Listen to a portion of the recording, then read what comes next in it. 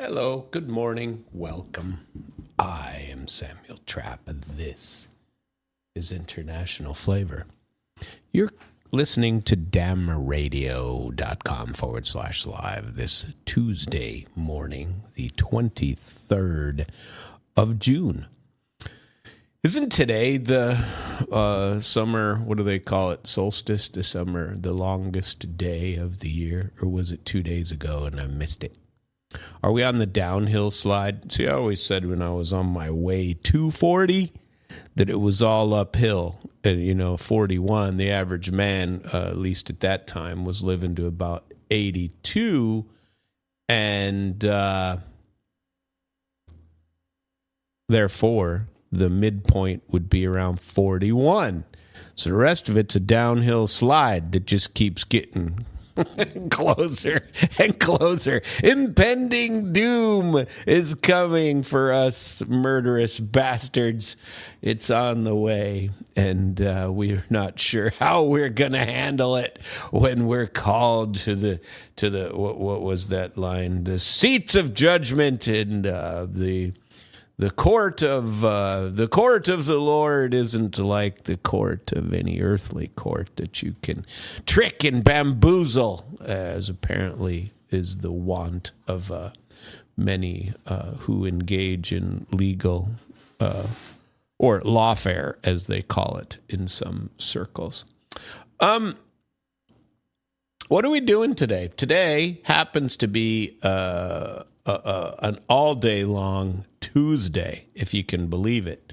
Tuesday, when it's Tuesday, it goes the full 24 hours, and that, once I discovered that, it was really a surprise to me. I have an interview with a state rep coming in later today. We're going to do some recordings and interview him. That would be awesome. I don't know if I'm going to pick a time on it, but I may actually be.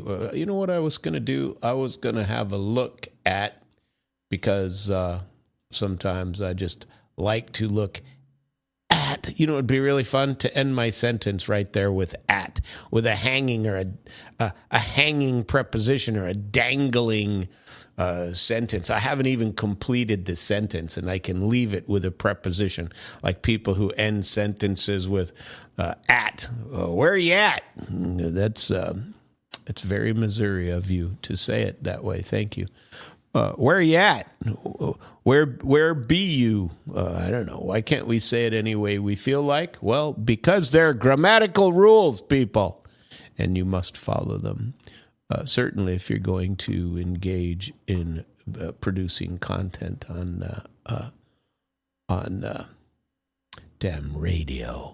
There's a grammar test to get in here. If you want to have a show, contact me. I'll help you get in, because there's a pretty serious grammar test to make sure that you can speak appropriately. And you can't be running around saying things like Missouri. You can't. You're not allowed to say that. That's not permitted, because it sounds fake. Sounds practiced with many people who would say Missouri. No, we say Missouri because why? It's spelled with an I, not an A-H. And so what we're going to do real quick is have a look at the old schedule. And what with JR not coming on until 2 on this wonderful Tuesday, I'm believing that my show is going to go all the way till 9, like it does. Then I'm going to take a break, and I'm going to conduct an interview or a discussion. It's more fun to do a discussion than an interview. Probably around 10, with a gentleman who's running for speaker and is a rep this year. And, we wish to discuss things with him. I have some very interesting, things that are of interest to me. I don't know if it's of interest to him, but I want to chat with him and see where he goes. I don't know him very well. I've met him a few times.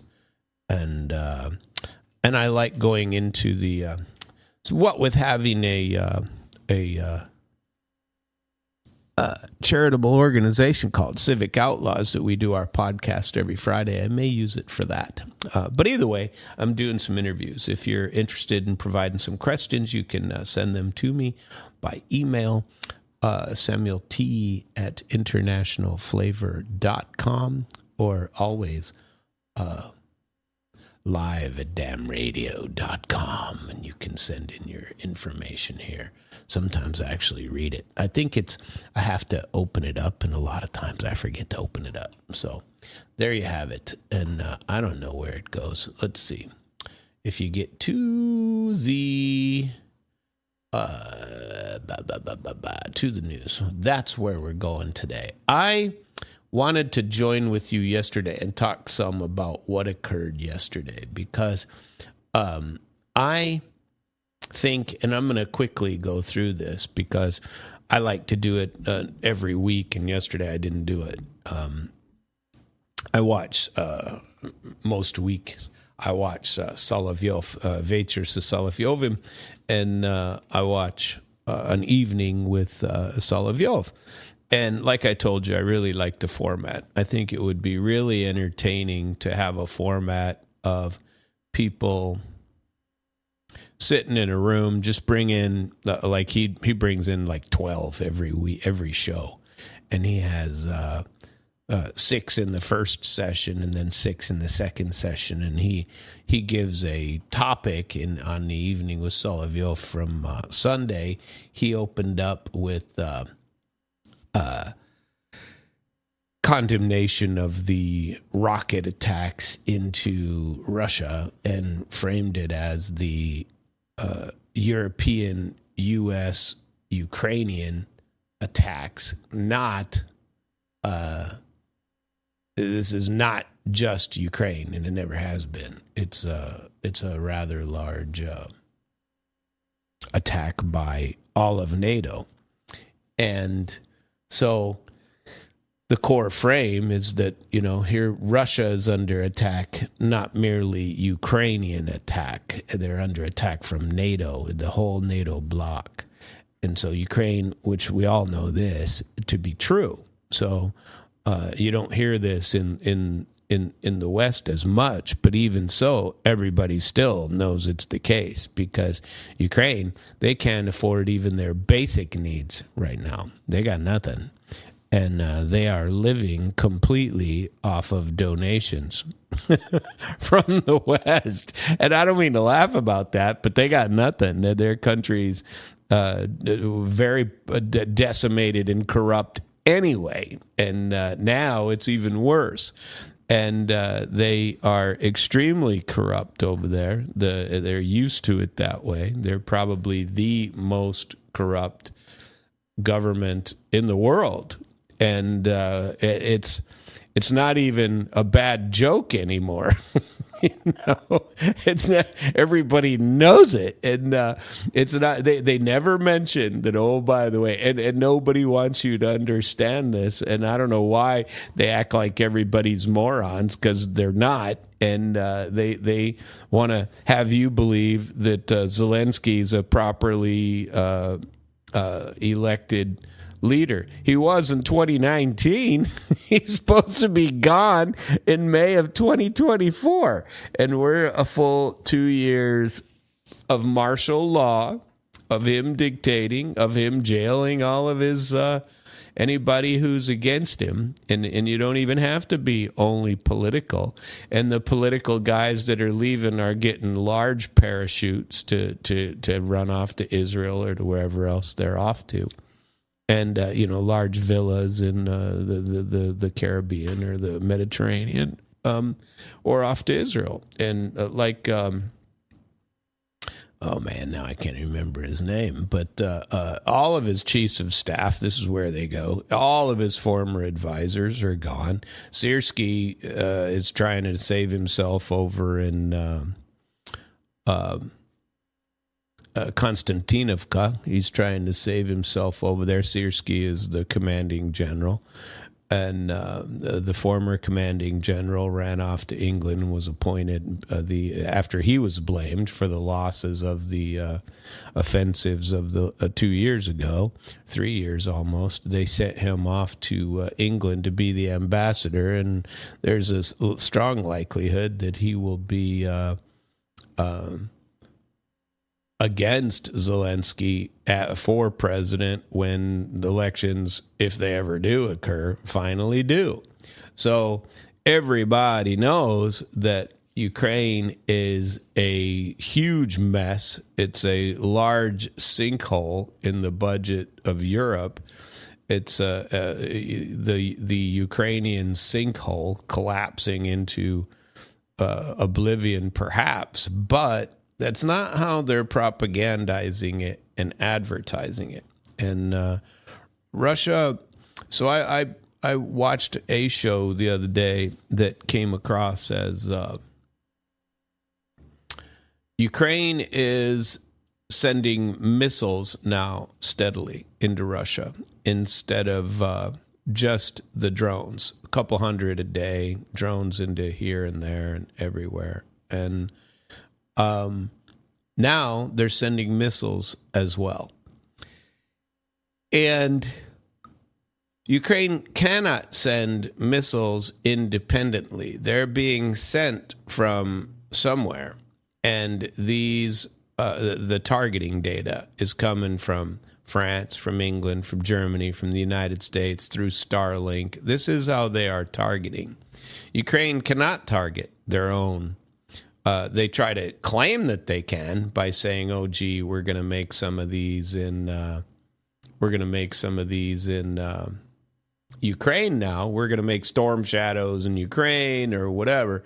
That doesn't mean the targeting is any less Western. It's any less the ability for you to create your own. You still got to target them with data. You don't have a satellite system. You don't have any targeting ability. You have to, you get it from your NATO, your partners. You call them our partners. Yeah, our partners. Yeah, your gay partners is what we're talking about. The guys that'll keep on funding you because it's a bad marriage, but they're going to keep on funding you because they like to stick it to Russia if they can.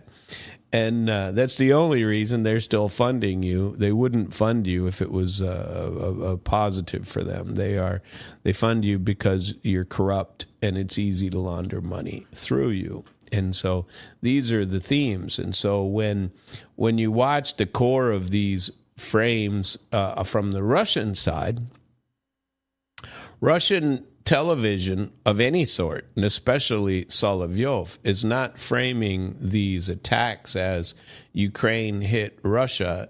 Just like here, they would advertise every time they'd say the war in Ukraine, they'd say, Putin's unprovoked war in Russia, or they'd create some kind of adjectival description of what it is and how it's evil doing from the very beginning. Well, you can say the Ukrainian sinkhole exploits of NATO in attacking Russia, or the core frame is the non-independence. It's the NATO's direct war against Moscow with missiles that are being thrown by Ukraine, perhaps is the best way to explain the war, instead of pretending, which nobody believes anyway, that Ukraine is acting independently. Only the extremely stupid believe that Ukraine is doing all of this independently, because everybody knows the money is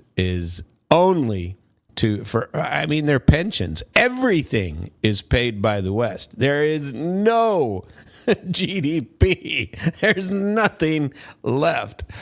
And the only thing they can do is keep on keeping on. But they're not doing it on the front lines. All they have left is the propaganda war. That is it. And the only way they can continue it is if missiles are supplied. Somebody reported yesterday, not on BBC, I think it was an Al Jazeera thing, that they said that Starmer leaving, that in his last minutes, it was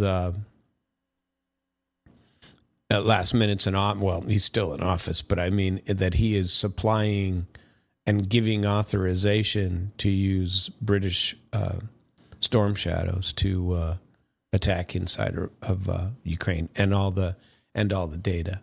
And meanwhile, pumping up England and going, Russia's going to attack. Well, the only way they would is if you provoked them, and even then, they'd be a foolish thing. You're too damn far away. It's the only reason you get to attack Russia is because you're passing all your crap off to Ukraine. But they got a lot of money invested in Odessa, England in specifics. That's quite a bit.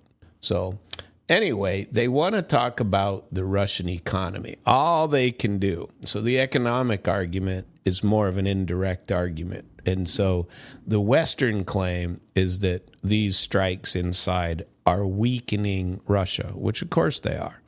They aren't destroying Russia infrastructure. They're frightening people, and but the resolve is still there. Now, I haven't been there in a year, so I'm eager to go back, and I will, and I'm going to do it fairly soon. I'm hoping it's before January, where I'm going to go to St. Petersburg for the Christmas holidays. But I'd like to go before that. I really like fall. And I'd love to be fall in a sanatorium for 10 days. That'd be freaking amazing. But I also got the BRICS thing coming up, and I'm trying to figure that out as well. And that's in India this year, so I'm eager to go to New Delhi for that. At any rate, the panel that was discussing this economic argument that Russia is collapsing, finally, more sanctions, finally, we're package number 21, finally, these sanctions are going to be the one that destroy Russia ultimately.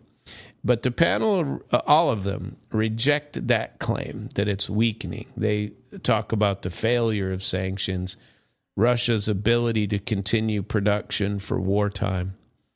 And, they have a very heavy-duty industrial base.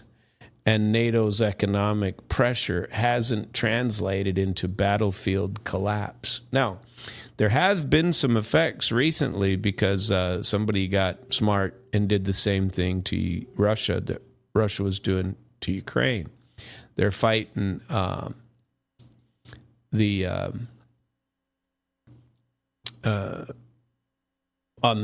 supply lines in the rear parts, especially in the Crimea areas, and they're attacking bridge supply routes. So there's some talk that in Zaporizhia especially, that the bridges being knocked out and all that are really damaging. But Russia is attacking all the bridges in the larger cities as well now, which frankly I can't believe they weren't torn out anyway.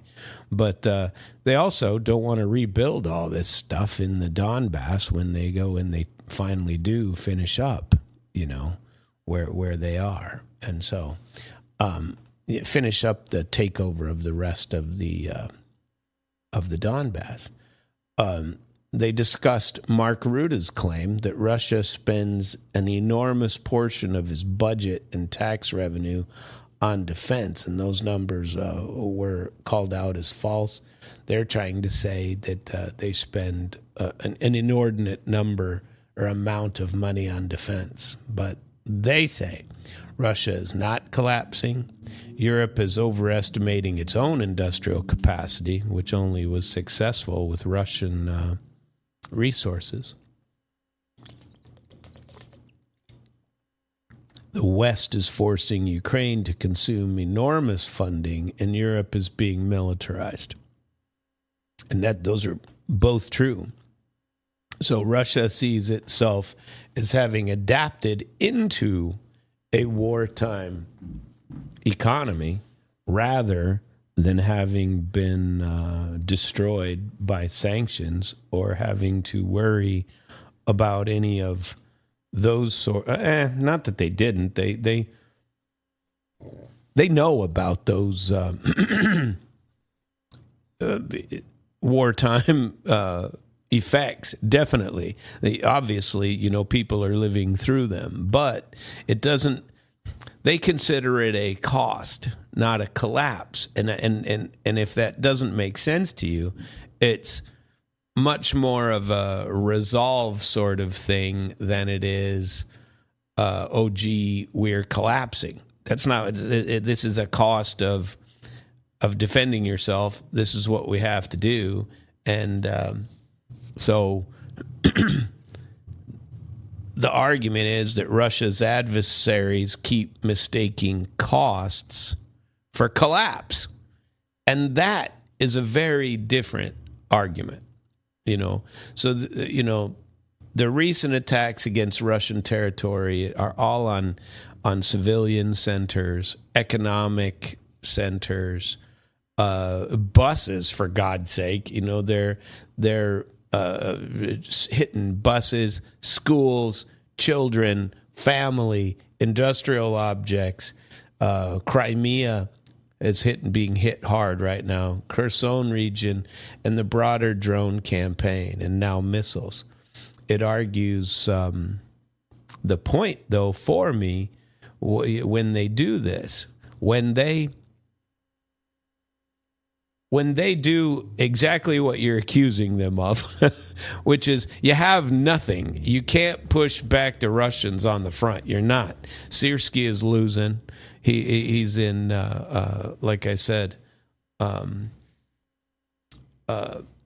big trouble where he is right now. And there's talk that if he isn't successful in holding off the Russians through the summer, from Konstantinovka, that he's done, that he's on the way out anyway, and they're going to make it even worse for him. Ukrainian attacks. Yesterday was a holiday in Russia. Well, it's not a holiday. It's more of a day of remembrance. But they remember it, and it is the anniversary of Nazi Germany invasion into the Soviet Union. Was 22nd of June. And so Ukrainian attacks are designed especially, according to them, for media effect, because it's a symbolic date. It's a day of memory for these people. And so they argue that Russian resilience was shown then, and it's still shown now.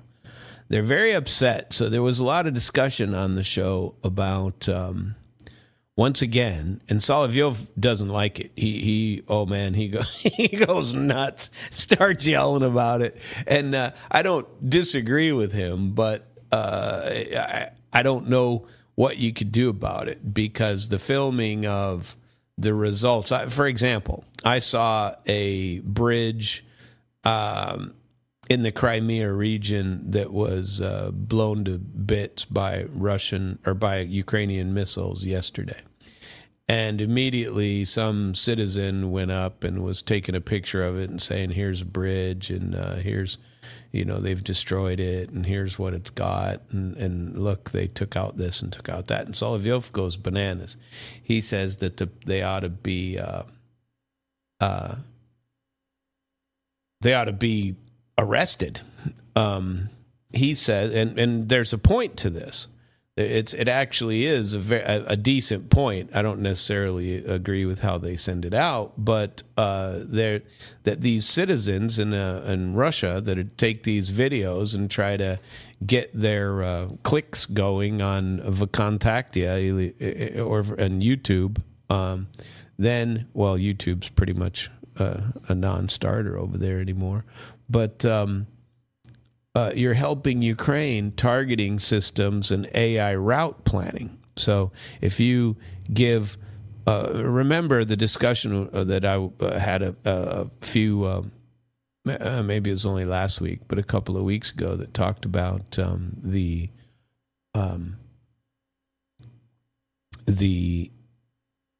use of these drones at the children's the pedagogical university, where those children, or the young people, were studying to become teachers, and said that they had used AI driven data from people that upload their social media on Telegram, on Instagram, on any of the grams, and use it to consolidate targeting data, like geofix all of your places and take all the data and use that video. There are services that go out and collect it for you, especially with AI, and they can generate a screen of the inside of a building on the other side of the planet, and then say, here's what we're, because people are always uploading something.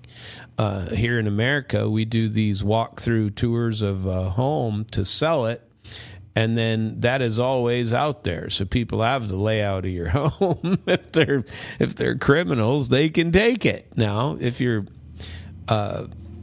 paranoid about that, well, that's the way it is. But don't put them out. But the fact is that most of your privacy is disappearing anyway, and that's unfortunate but true. But these AI planning is helped by uploading video of attacks that occurred today. So all of them call for harsh punishment of people who post these videos of strike results, claiming that these videos are training material for the Ukrainian targeting systems, which is true from a military intelligence perspective. So both sides understand the battlefield is not only missiles and drones. It's video, it's metadata, it's Telegram clips, social media bragging rights, AI, and the public itself as the intelligence source. Everything that is uploaded. Tell me you couldn't walk through, any building at the lake with AI. You probably could. And maybe I'll take that experiment and take that bet. No coffee today, so I'm drinking my water. I'm a very bad water drinker. And so I always take the electrolyte. I try to do a couple of them a day. The Propel waters, you buy by the crate. Like $15 a crate. It's friggin' water, okay? But I buy it anyway. But I buy it for the electrolyte. Somebody told me that you can buy these packages of stuff and put it in the regular water, and I tried them. Way too sweet for me. I got to do something less. I like Propel because it's not very sweet.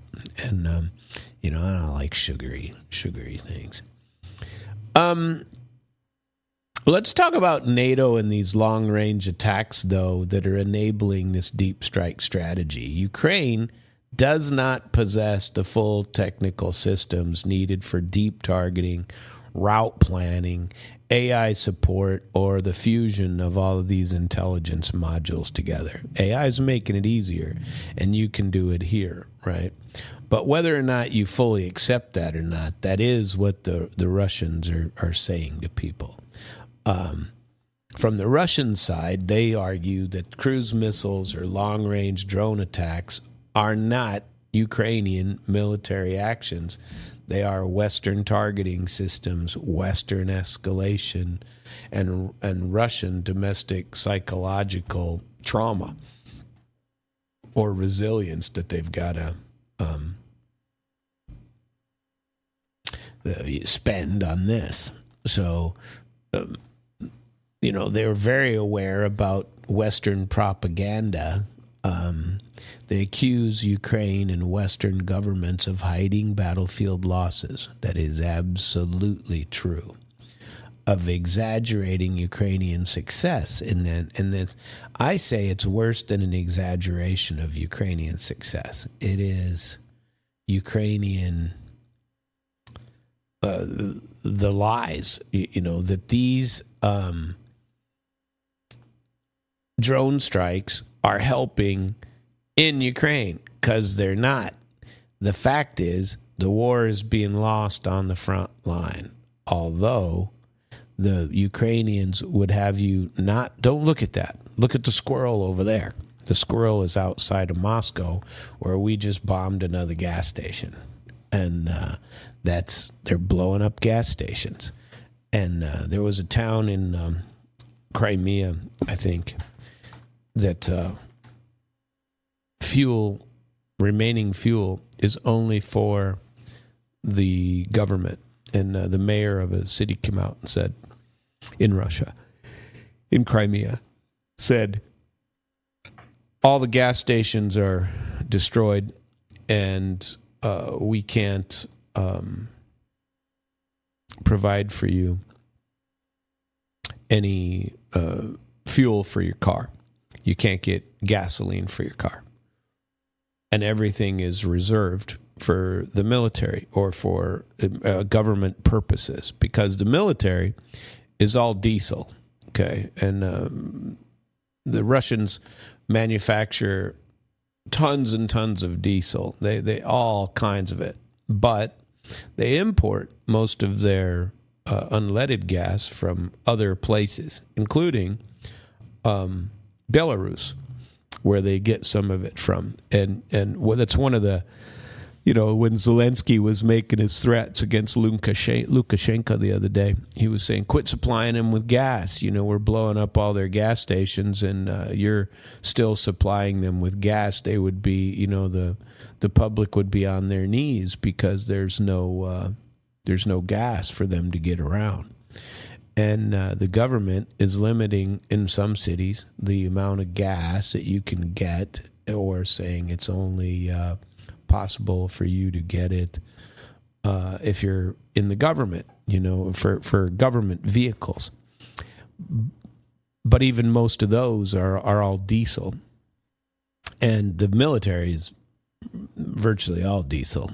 And but the pressure of the gas is starting to hit them. And so that is true. Ukraine publicizes Russian damage aggressively. I mean, you see it. That you do see on the news over here. It's really weird because they don't say crap about Ukraine. Entire cities are flat, and And I don't mean to laugh about it, but there's no news. And Ukraine suppresses its own damages. They don't want people to know. Instead, they're still pumping victory, victory, victory. And then the West amplifies the Ukrainian propaganda. They send it all out and go, look at them. They're brave and they're fighting off those Russians. Yeah, but they're losing, and you don't catch it because you send a drone over. The same principle is going in and attacking Kursk a couple of years ago. But Russia should tighten. What they were saying, Solovyov especially, was that Russia should increase the penalties and tighten the law on public strike footage. Ukraine propaganda is built around, various spectacles, drones, refinery fires, dramatic videos, and their claims that they're technologically superior to Russia. And the Ukraine and the West side say Russian propaganda is built around inevitability, patience, endurance, historical destiny, and the Russian steamroller. But the real question is, which propaganda line matches the battlefield reality? And Ukraine, their drone war is a complete substitute for any success on the ground, and it proves nothing regarding a strategic victory. Raya Alexandrovka, Konstantinovka, Liman Krasny, and Krasny Liman, the Slavyansk, Kramatorsk areas, Kharkov, and forced evacuations. These are themes all over Ukraine that they just keep more cities. What about the cities we were talking about last year? And all those cities that now people have forgotten that are gone. What about the losses on the battlefield? You never get them. So the Russian argument is pretty simple. If Ukraine is winning, why are they evacuating more and more towns? Russia has advanced, whatever it is, 20, 30 kilometers into Kharkiv and into Sumy regions. And if people are leaving these large areas and Ukraine is evacuating people out of them, how are you winning? It just makes no sense to me. It's very strong logic. You got problems. And what about the body exchanges? Russia has returned literally 100 times more bodies than any bodies that than it has received back. So, and this happens all the time. When they change bodies, Russia will report numbers like, and Ukraine will too, that here's your 30, 60 fallen soldiers repatriating their remains to their homeland. Ukraine doesn't want them. Number one, they can't afford them because every time a body comes back, it's literally a couple $300,000 that has to be paid out to the families. They don't want to accept them, and they leave them sit in Russia, frozen as long as possible because they don't have the money to come up with it, and they have to. So Zelensky goes on his grifting tour of Europe and the rest of the world fairly frequently, and goes out and has his hand out everywhere, and pushes the charity case. And so the numbers that are turned over are consistently reported as minuscule on the Russian side of bodies that are turned over, and Russia will turn over 10,000. They'll turn over 1,000 and get back in response, 40. And these numbers are consistent. So the body exchange is its own propaganda battlefield, and these ratios argue that Ukraine is suffering far greater losses than Russia. Now, I see it as numbers that might not necessarily be unexplainable, because I believe they are explainable. The numbers can show that Russia is advancing. So if you consider that Russia is advancing, if Ukraine was going the other direction, they'd be collecting the bodies of the fallen as they advanced. So the Russians are collecting the dead bodies of soldiers as they advance. All this does is indicate that they are advancing, and they're collecting the bodies when they do it. So, of course, they'd collect their own bodies. So we have no idea, as well as the Ukrainian soldiers. They have no idea how many, how many Ukrainian, how many Russian bodies that they don't report that. We don't have those numbers on the West because Russia doesn't release them. But Russia is all too eager to send out that, oh, gee, we collected 10,000 bodies and you turned over 23. Well, that makes sense because Russia's advancing. So Ukraine avoids emphasizing these ratios for sure because the casualty perception affects the morale, the more advanced mobilization, these boosification fights, and any Western support, collapses in that environment, which certainly does. We're going to take a break a little bit early today before we begin part 2. And we're going to play for you a mix of songs. It lasts 6 whole minutes. How do you like that? But I like this. And maybe you will too. It's a Hamid Shucks. It's a playlist. It's pretty cool. And it's the original of Dreams on here. So enjoy. Very nice.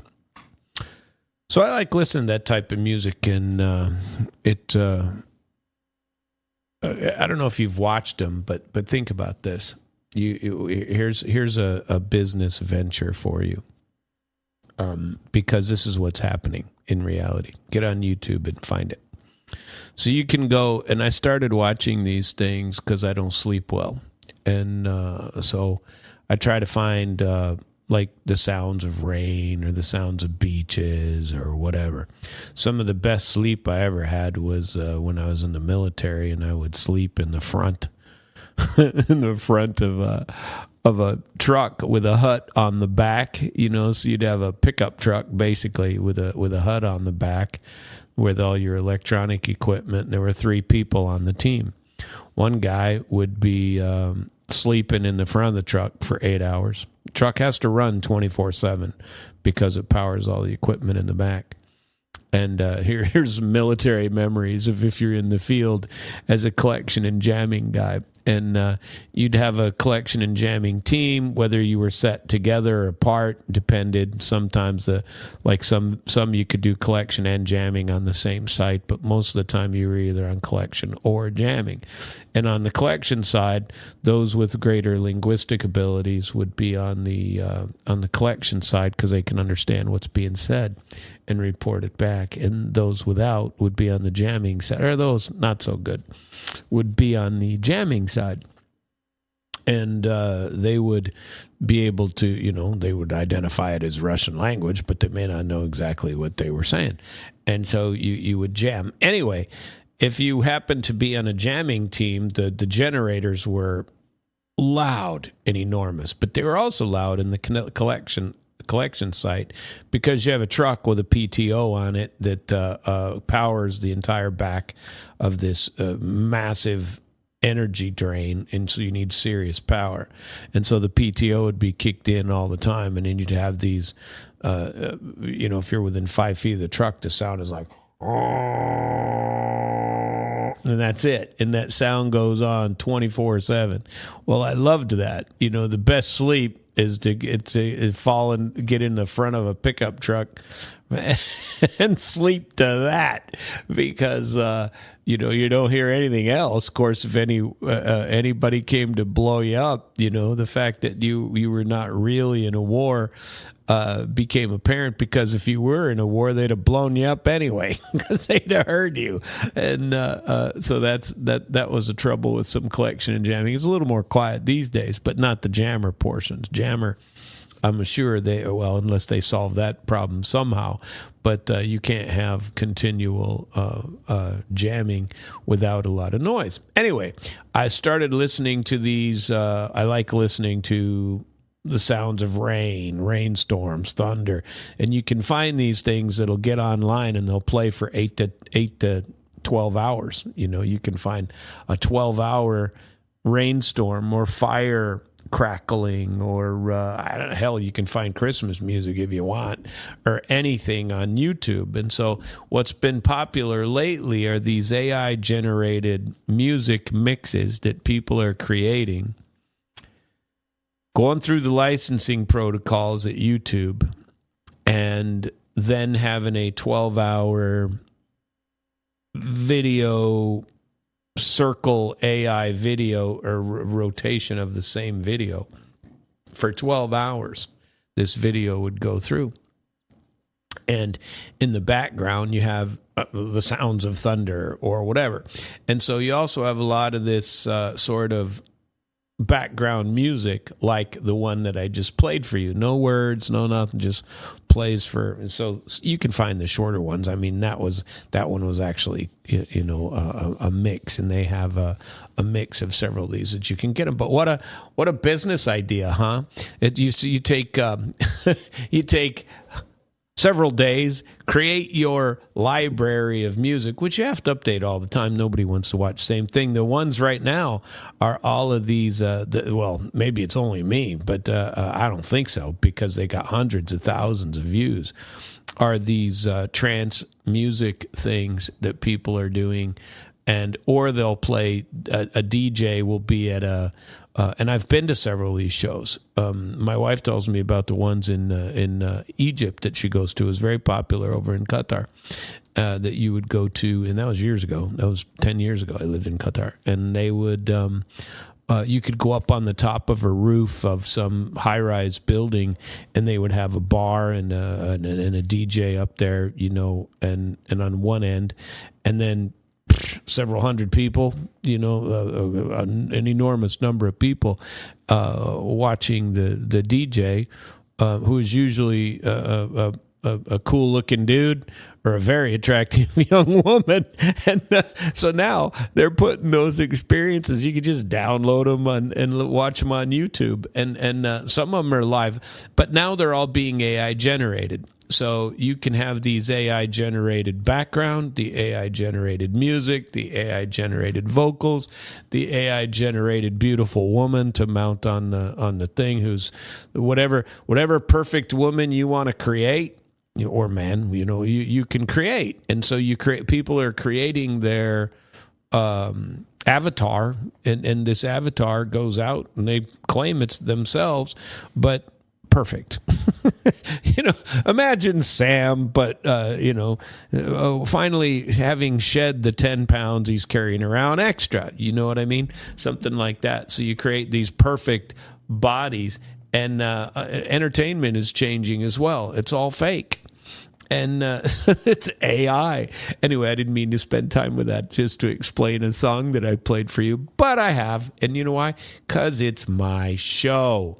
Let's talk about, there was some, Keir Starmer resigned. He was crying yesterday. And, well, I feel for him, but good riddance is what I say.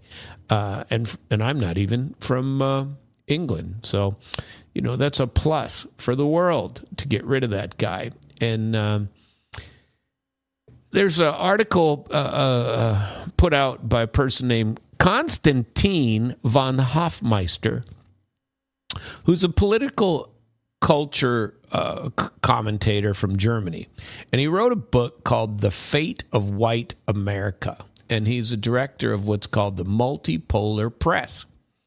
So, and he wrote the following.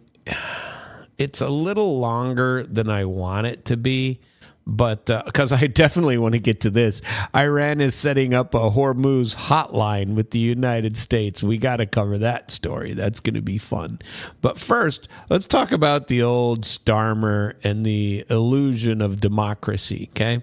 And by Konstantin von Hofmeister. These are not my words. I'm sharing them with you. From the Multipolar Press.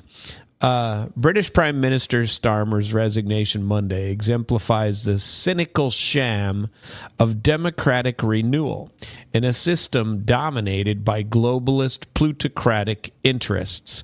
Starmer stood outside 10 Downing Street and announced he was stepping down as leader of the Labour Party and head of government.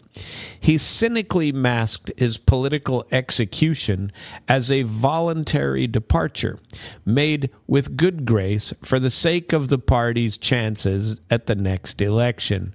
But the grim reality is that his hand was forced by an imploding cabinet and years of plummeting approval ratings fueled by economic paralysis, disastrous U-turns, and outright voter disgust. All over England, by the way. Media outlets immediately framed his moment as historic.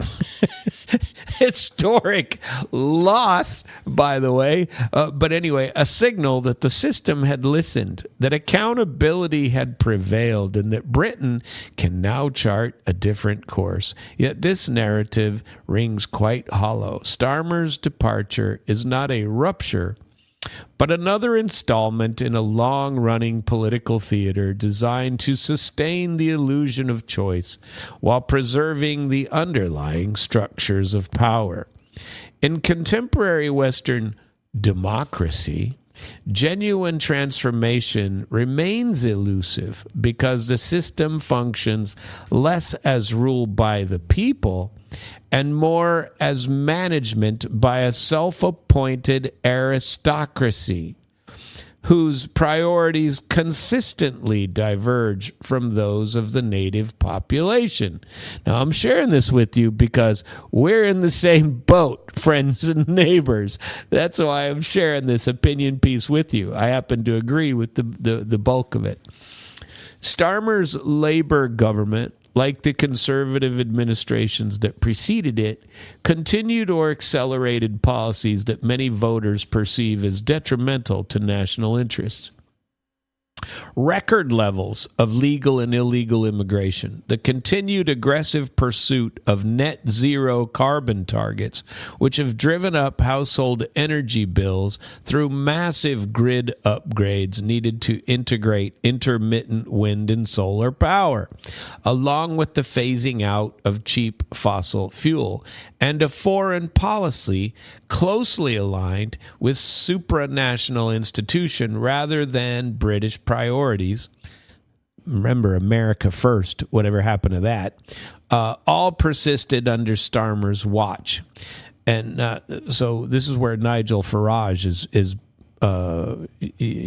using the Trump agenda, the Trump playbook to hopefully get elected, right? His resignation changes none of these trajectories at the structural level. A new leader is going to inherit the same institutional constraints, the same donor network, the same media ecosystem, and the same international commitments. This is the same as America, by the way, which is why really the only defense is what? Term limits, friends and neighbors. The term plutocracy describes a system in which wealth and concentrated economic power determine political outcome far more effectively than a ballot. In Britain and across the West, this plutocracy operates through interlocking networks of finance, multinational corporations, media conglomerates, and supranational bodies such as the World Economic Forum, the European Union. Even post-Brexit, its influence is still present in England, by the way, and global financial institutions. These actors prioritize borderless capital flow, cheap labor, regulatory harmonization, and cultural liberalization because such arrangements maximize their return and minimize resistance from rooted national communities. Frederick Ingalls, who lived for decades in Manchester and closely studied Britain's political order, diagnosed the same structural reality more than a century earlier. In his 1891 introduction to Karl Marx's The Civil War in France, Ingalls declared that the state is nothing but a machine. Remember this is important for those of you who don't understand your political science. Ingalls declared, and he wrote the foreword to Karl Marx's books, the state is nothing but a machine for the oppression of one class by another, and indeed in the democratic republic no less than in the monarchy. Those are the words of Ingalls. He elaborated in The Origin of the Family, Private Property, and the State in 1884 that universal suffrage functions only as, quote, the gauge of the maturity of the working class, and cannot and never will be anything more in the modern state. Now that, telling you, government's been the same forever. Government is not your friend. Excuse me. The TVs are on here in the studio, and several minutes ago, there was a picture of Ronald Reagan came up with a quote next door to it, and it said, the most frightening, I'm paraphrasing, the most frightening words in the English language are somebody knocks on your door are, I'm from the government, I'm here to help. That's absolutely not true. Anyway, continuing. For Ingalls, the British parliamentary system, even after successive reform acts extended his franchise, was not a genuine arena of popular sovereignty, but a refined instrument of class rule. Alternating parties, like the Liberals and the Conservatives at that time, now it's the same here. Are you liberal or are you conservative? Same damn thing. Serve as competing administrative teams for bourgeois interests, preserving capitalist dominance behind the formal ritual of debate, election, and leadership change. Starmer's resignation and the expected elevation of a successor fits the pattern precisely. Another rotation of personnel within an unchanged framework where the plutocratic imperative of global capital, immigration policy, and economic orthodoxy continue uninterrupted. Sounds like the Democrats and the Republicans, doesn't it? Sustained high immigration depresses wages in lower skilled sectors, strains public services, and alters the demographic balance in ways that native citizens did not vote for. Energy policies framed as climate necessity impose costs that fall disproportionately on working and middle-class households, but benefit green tech investors and international energy traders. Cultural shifts promoted through education, media, and corporate diversity mandates harm the shared identity and social trust that have historically underpinned stable democracies.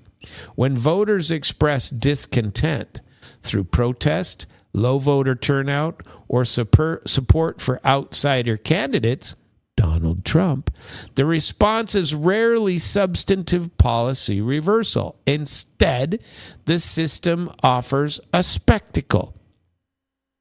I mean, is there anything in this article so far that is inaccurate in any way with our system as well? By the way, this is why I'm sharing it with you. Resignations function as a particularly effective herd control mechanism. The dramatic exit of the prime minister generates wall-to-wall media coverage, parliamentary farce, and public catharsis. Citizens are encouraged to believe that the system works because a failing leader has been removed. Joe Biden? Historical examples abound. Boris Johnson's 2022 downfall involved dozens of ministerial resignations within days. It was portrayed as a spontaneous revolt of principle. Liz Truss's brief tenure, remember her? She lasted, a week? Ended in market chaos and swift replacement. Theresa May and even Margaret Thatcher's departures carried similar dramatic weight. Each episode produced intense coverage, temporary polling shift, and the sense that accountability mechanisms were indeed functioning. Yet, as the spectacle dissipates, the new occupant settles into the same institutional furniture, and the public attention moves to the next distraction: sports, entertainment, or the next celebrity scandal. This cycle keeps populations docile. The modern equivalent of Romans' bread and circuses include expansive welfare systems that foster dependency, ubiquitous digital entertainment that dull the people's reasoning faculties, like me and the AI music, and a news cycle engineered for outrage rather than analysis. That's why I like Solovyov so much, by the way, because at least you got different forms of analysis in a large scale, and not these BS 2-second segments that you got to pick a side. Oh, look, it's a Ukraine flag. It's yellow and blue. Isn't that pretty? We hate that hammer and sickle from the Russians. They must be the bad guys. All right, bad guys, game over. Oh, look, squirrel. The mainstream media acts as a ruthless guardian of the status quo by relentlessly pushing identity-based conflict that fragment public attention and block unified opposition to the ruling economic order. This calculated distraction deliberately shields the predatory architecture of financialization, offshoring, and elite regulatory capture, all while advancing policies hostile to the ethno-cultural interests of white British people, the destruction of the traditional British heritage, and institutional favoritism towards non-native groups at the expense of the historic majority. When frustration builds to the point of threatening stability, a high-profile resignation or leadership contest is staged. The message is clear. Your voices have been heard. Change is coming. In practice, the new leader often accelerates elements of the previous agenda or introduces cosmetic reform that leave core power relations absolutely intact. The illusion of choice is reinforced by the party system itself. Now, remember, I'm giving you this and telling you to analyze the American system in the same way. Maybe a little cynically, but we're similar, okay? Britain's first past the post electoral framework, winner-takes-all system in which the candidate with the most votes in each constituency wins the seat even without an overall majority, and the dominance of two major parties with an occasional third-party perturbation create the appearance of alternation while enforcing convergence on fundamentals. Now, think about this, because it's the same in America. The world has not changed since the time of Ronald Reagan. I mean, seriously, Ronald Reagan was the last great reformer, right? And what's changed since then? Through all the, I mean, what have we had? Who have we had that's a valuable president through there? Seriously. Somebody that changed the world. Trump might, but the rest of them, cookie cutter. Trump, frankly, I think is what are we, year and a half in? And I don't see anything different. It's the same. And 2.5, 3.5, oh shit, I can't even talk. 2.5 years from now, they're just going to, go right, oh, gee, look, somebody came into office and issued their own 500 executive orders. Everything's changed. Open the gates again. Knock down those walls. Get those out of the way. We need to let those immigrants back in.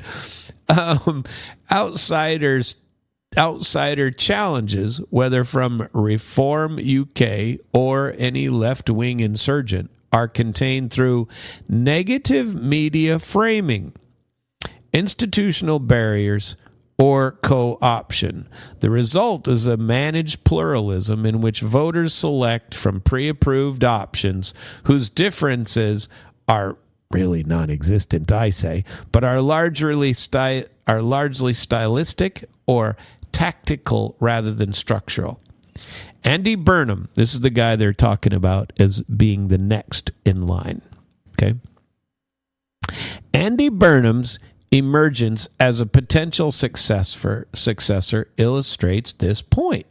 His by-election triumph was hailed by some as a rebuke to Starmerism. Yet Burnham's record as Greater Manchester mayor and his positioning within Labour's broad church suggest continuity rather than change. Whether the next occupant hails from the party's right, center, or soft left, the institutional incentives push toward accommodation with the plutocratic consensus. Same with Republican Democrat here, by the way. True democratic renewal would require mechanisms that genuinely empower citizens to alter foundational policies, stricter controls on elite influence through campaign finance reform, Actual referendums on immigration and constitutional questions with a binding force, and devolution of power that reduces the distance between rulers and ruled. Instead, the current arrangement offers periodic leadership musical chairs, while the music global capital preference continues uninterrupted. Starmer's resignation will be remembered as another well-choreographed scene in a production whose directors remain firmly in their chairs. The British public, like most citizens across the West, grow increasingly aware of this dynamic, just like we are in America. Polling has shown deep distrust in institutions, which needs to exist, by the way, and a sense that the political class operates in its own interest. Oh my God, what a revelation. Did you know that? We have institutional distrust and a political class that operates in its own interest. Yet awareness alone does not alter the structure. Until mechanisms exist for ordinary people to impose real costs on elites who disregard national interests, the cycle of spectacle and continuity will persist. Resignation will come and go. New puppets will be installed, and the plutocracy, globalist by nature and insulated from the consequences of its own preferences, will continue to rule in democracy's name. The question is no longer whether the next leader will be different in any fundamental way. He will not. But whether citizens will continue to accept the performance as the substance of self-government. Self-government doesn't exist in either system. It doesn't exist in England, and it sure as hell doesn't exist here. It just is not so, friends and neighbors.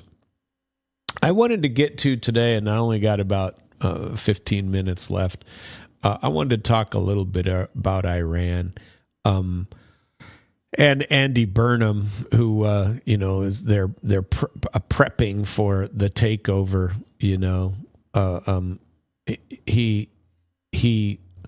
is ready. He's ready. He's gonna be the next one. We'll have to watch as he already arrived. He's already arrived at 10 Downing Street. He gets a new house out of there, right? I don't know. I'm not sure what's going to go on in the world, but either way, everybody's musical chairing the leaders of Europe. And Starmer was, 16% favorable rating. Macron is 11% approval rating. Merz is less. And I think he was over 20, but barely. It's pretty terrible. These three globalists, and all of them, notably, they call it the Zelensky curse, by the way. They all support Ukraine. And they all support Zelensky. They all support the Green Goblin. And here's the new puppet, Andy Burnham, in 2015 Labor leadership election. The first country I will visit, if elected, is Israel. Meet the puppet, same as the old one. And this is a Twitter feed. It's pretty funny. And there's several articles on this out in the international press, which are one of the main questions. Are Andy Burnham and Keir Starmer really different? Aesthetical differences aside, Starmer and Burnham are both products of the same political pipeline. Both were educated in England's elite universities. Starmer studied at Oxford, and Burnham at Cambridge. Both represent the centrist managerial New Labour of Tony Blair, not the left-wing Labour of Jeremy Corbyn. Back in 2015, both tried and failed to prevent Corbyn from taking control of the party after the resignation of Ed Miliband, with Starmer endorsing Burnham's failed leadership bid. So these guys are buddies from way back. Starmer eventually succeeded Corbyn in 2020, used accusations of anti-Semitism to oust one of Britain's most vocal supporters of Palestine. He has since reshaped the party as Atlanticist, pro-Israel political force, and there's no indication that Burnham will abandon this course. Labour's position on Israel-Palestine and its conflict is existential for the party. Under Starmer, Palestinian Action was listed as a terrorist organization, and the PM called for the policing of language and banning of anti-Israel protest. As a result, Labour's left-wing base has abandoned the party in droves, switching allegiance to the pro-Palestinian Green Party. Against public protests and complaints from his own MPs, Starmer refused to call for a ceasefire in Gaza in 2023 and affirmed Israel's right to cut off power and water to the Strip's 2 million residents. They cut off power and water. Burnham, like Starmer, is a member of Labour Friends of Israel, a group that only a quarter of Labour MPs have joined. He backed Starmer's coup against Corbyn, describing the party as embroiled in anti-Semitism, and his 2015 leadership bid, he promised that his first overseas trip would be going to Israel, which he praised for its long history of protecting minorities and promoting civil rights. None of this is going to ingratiate Burnham with Labour's left wing, nor will it help with Muslim voters, 2/3 of whom will say they no longer consider voting for the party, according to a poll taken last month. Burnham backed the Iraq War. Starmer famously marched against the U.S. invasion of Iraq in 2003, but prevaricated when the U.S. and Israel began striking Iran in February. After an initial public statement in which he condemned Donald Trump and Benjamin Netanyahu's attempts to impose regime change from the skies, Starmer went on to allow the U.S. military to conduct what he called defensive strikes on Iran from British bases. For his part, Burnham voted in favor of joining the 2003 invasion of Iraq, a decision he has since described as agonizing. However, he went on to vote against formal inquiries into Britain conduct in Iraq and has said little about the war on Iran, describing it as not simple. Like Starmer and every conservative PM since 2022, Boris Johnson, Liz Truss, Rishi Sunak, Burnham is staunchly pro-Ukraine, promising to stand with Ukraine for as long as it takes. Crazy freaking sauce. I wanted to share with you the Hormuz hotline. Iran's going to set up a hotline with the U.S. and other countries to prevent and resolve any misunderstandings involving ships transiting the Straits of Hormuz. The strait will henceforth be managed under Iranian arrangements and will never return to what it was before the war, Mohammed Baghir Ghalibaf has said. When he returned from the first round of talks with the U.S. and Switzerland.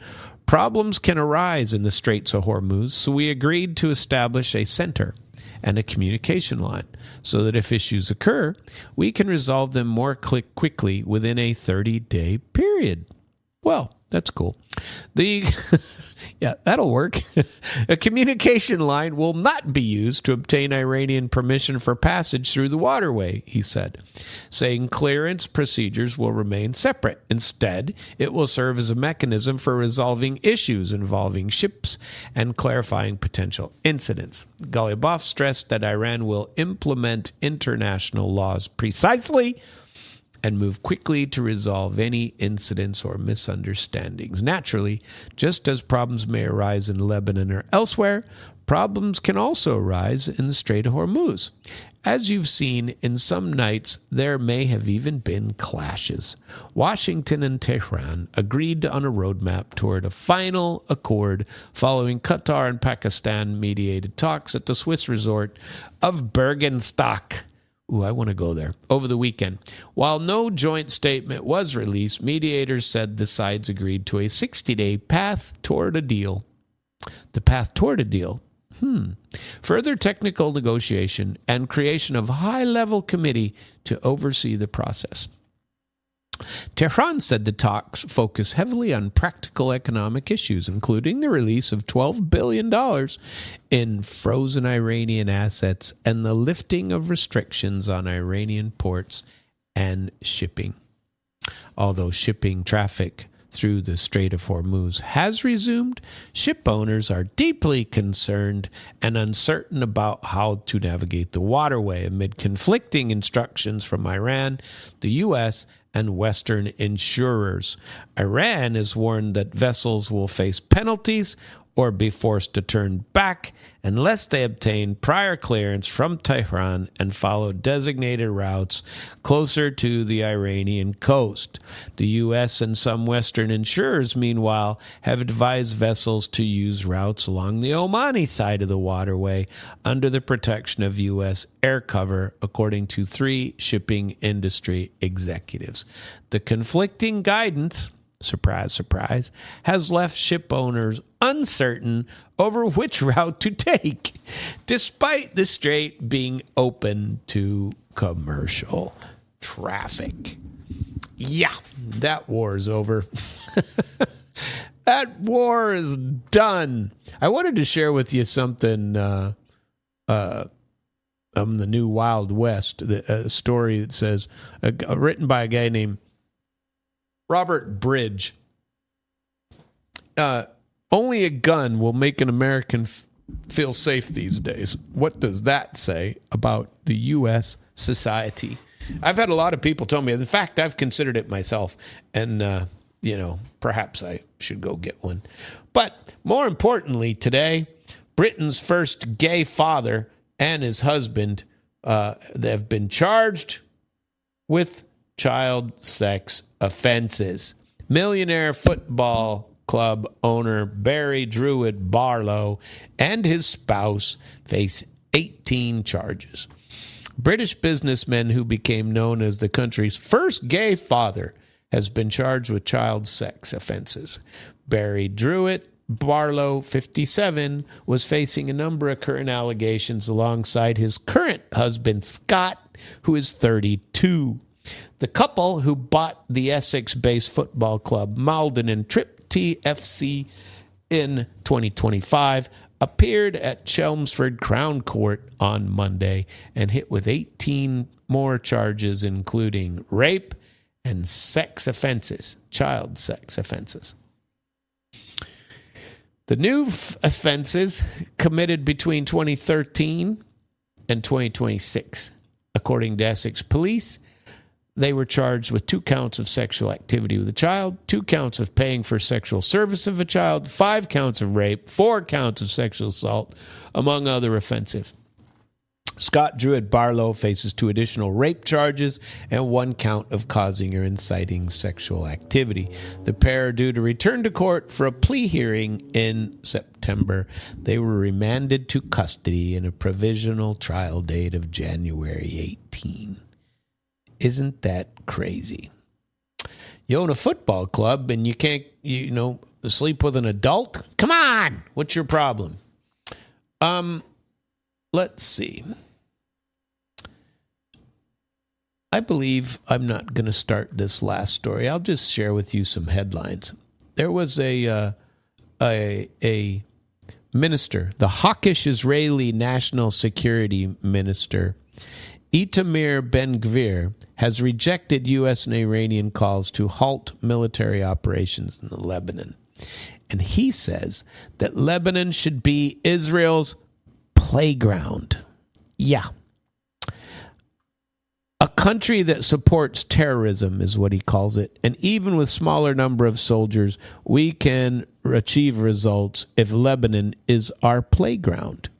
He previously wrote on X that all of Lebanon should burn. Under a U.S.-Iranian memorandum of understanding, the sides declared an immediate and permanent termination of military operations on all fronts, including Lebanon. So far, that hasn't happened, friends and neighbors. On Monday, Vice President Vance said very good progress was made on the deconfliction mechanism for Lebanon during talks with Iran and Switzerland. Qatar and but Israel's not there. Neither is Lebanon. They agreed on the creation of a deconfliction cell. Yeah, we'll see about that. I don't see that as being successful remotely. Well, friends and neighbors, it is a happy Tuesday. Like I said, I think I'm going to come back on at 10:30 live, but I might only do a recording. I'm not quite sure how I'm going to do it in studio with Representative Vernetti that I'm going to be speaking to and recording it for use maybe on Friday's Civic Outlaws and maybe for tomorrow's International Flavor. But we'll be keeping it, and we'll be doing a recording of all. It's going to be entertaining, and we shall see. And it might be just I'll record it in here and have it go very nice, and we will meet again tomorrow. I appreciate y'all being here on International Flavor. You can listen to damradio.com/live. You can get all the good music, and you can go back for past episodes of International Flavor by going to internationalflavor.com.